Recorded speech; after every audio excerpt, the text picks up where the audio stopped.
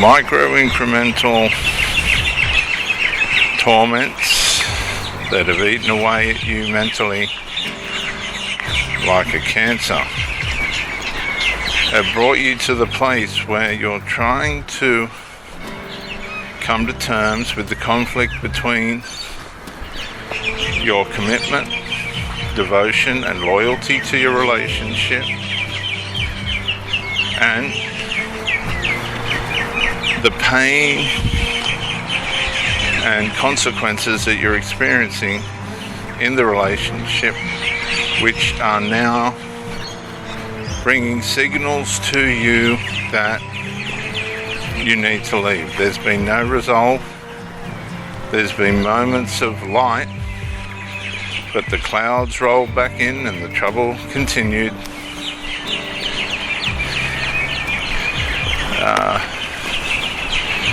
And now you're in this conflict. And from my experience, this is where, in the form of relationship, mental health damage,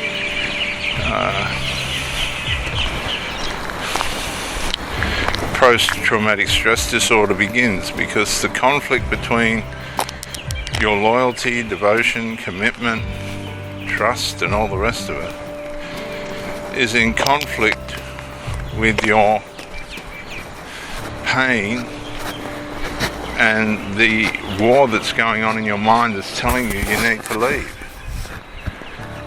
So on the one hand, you've got a part of you that's saying, I need to stay, and another part of you that's through pain and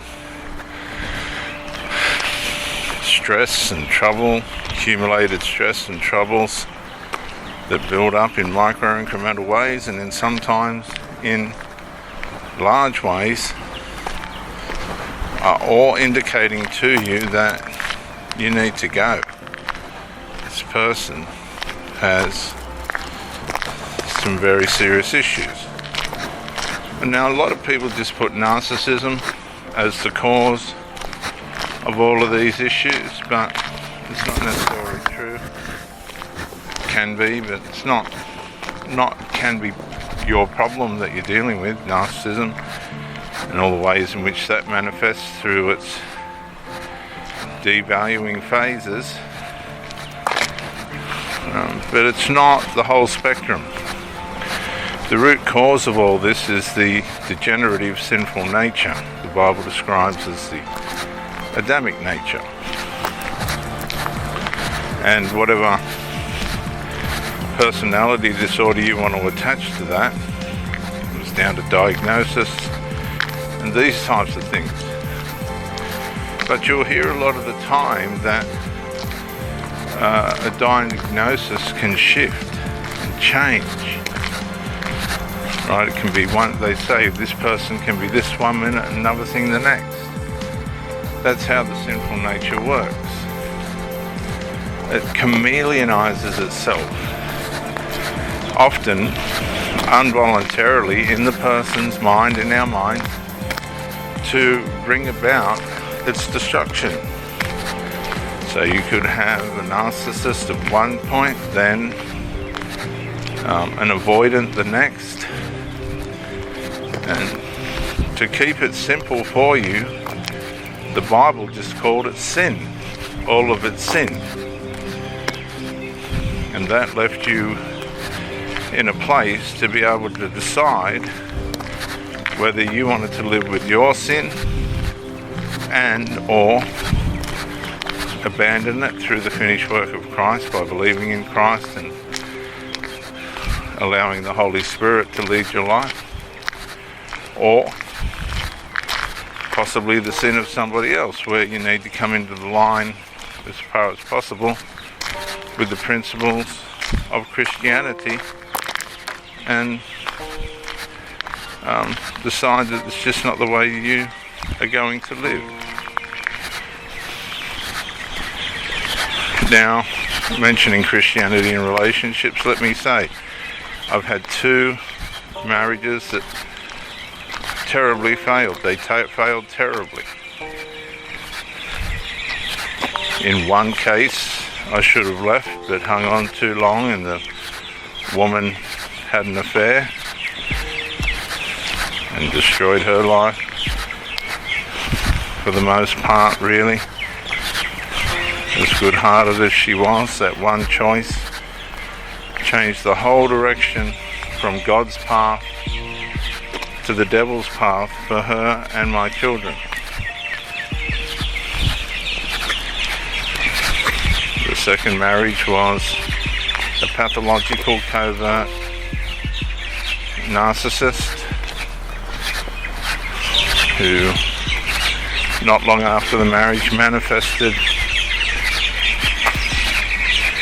severely and terribly and horribly, and was deep in covert emotional incest with her son. And when all that manifested after the marriage, I had to ask her to leave, and I terminated the marriage.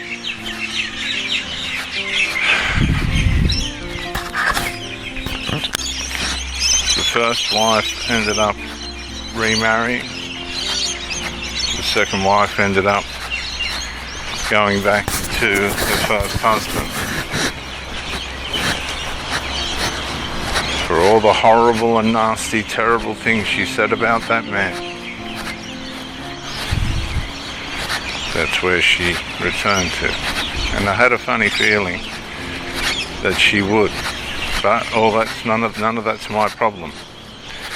So I moved on. And this is the courage that you have to have. You can't leave yourself in situations of abuse, situations that become abusive within relationships, just out of loyalty and devotion. I can remember when I was a Christian minister, and I try and help the Jehovah's Witnesses. And one of the hardest things to help them with was to help them realize that they were being abused. Severely abused, terribly abused by the lies and deceitfulness and other theological and mental abuses that go on in that organisation, and physical abuses as well, as a result of that organisation and the way in which it's structured and its values and policies and beliefs. Theological abuse, that turns into all other types of religious abuses.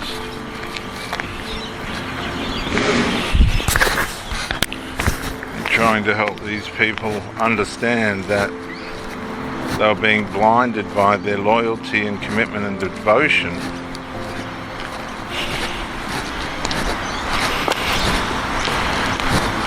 was impossible. You see, it's up to the individual to realize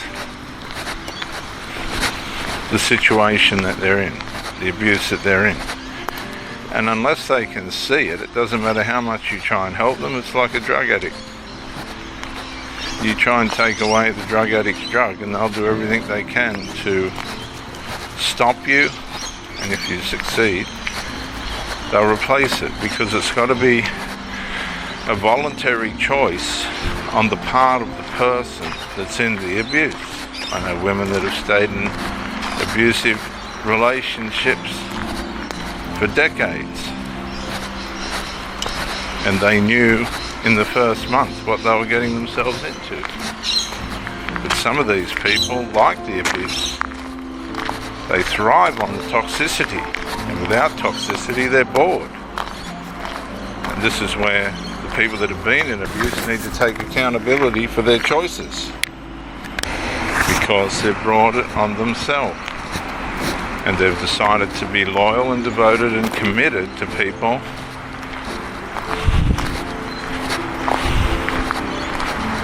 that only partially had the health and welfare of the person that they were with at the forefront of their life. A lot of these people have mismanaged their money. They're going to end up with nothing in life. They've had the money go through their fingers, A lot of these people also have had the opportunity to get out, but chose to stay. Consequently, decades past. You can't get that time back. That's why you need to act fast. I advise you, if you're in an abusive relationship, act fast. You owe that person nothing. You might say, well, I'm married. Well, open your eyes and decide, is this a marriage that is worthy to stay in, or is it a marriage you have to leave? Marriage isn't the answer to the problems within it. As a matter of fact, marriage can be the cause and bring up problems in a relationship that people didn't have. Unfortunately, a lot of people are designed not to be married. They just do better without that arrangement. And I know that because I'm one of them. I do a lot better in my relationships when I'm not married. I love marriage, I love my marriages, possibly too much. But it never worked out and it was never going to work out. Trying to unravel a broken relationship under the covenant of marriage is far more painful than a relationship where it's a mutual agreement to be together. The cost, hundreds of thousands of dollars I paid for somebody else's incompetency, for somebody else's immaturity and trouble. So a lot of you people don't need to be told the signs that things aren't going the way that you'd like, and they're never going to. You run around looking for validation for the way that you feel. And as I say, for many of you, it's just the battle between your commitment, loyalty and faithfulness up against what you know is abuse. And the more you tolerate it, the more it'll happen, and possibly the worse it will get. Many of you have argued the toss. You've asked for things to stabilize and they haven't. And so you've simply just given in. Over drinking, drugs, lust, overspending, male and female, it works both ways. Everybody's situation's different, but the foundational problem's the same.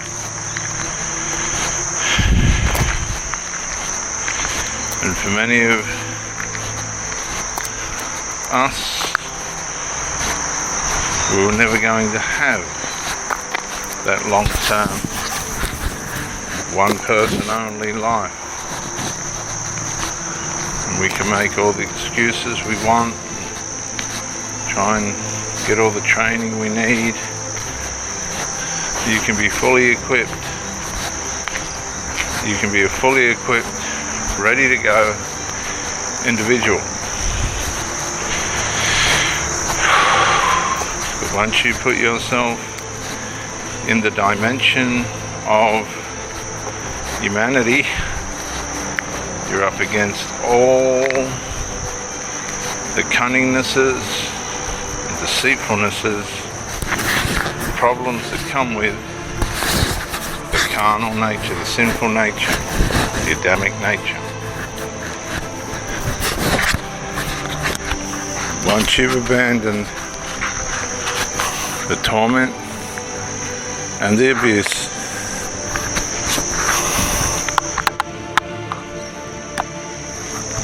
you have to understand that it's your responsibility then to recover and heal.